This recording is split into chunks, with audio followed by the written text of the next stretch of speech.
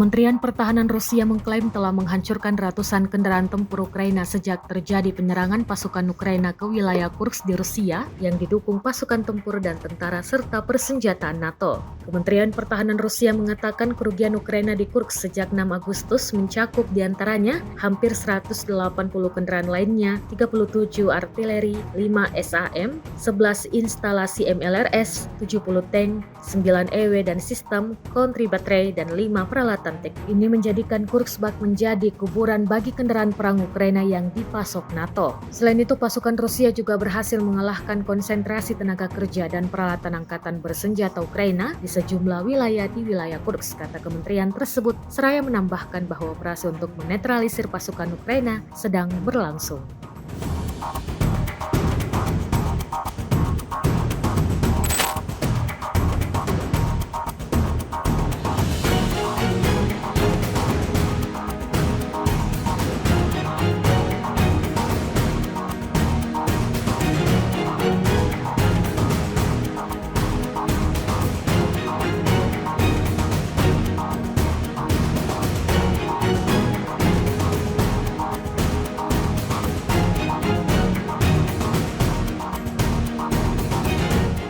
Download Tribun X sekarang, menghadirkan lokal menjadi Indonesia.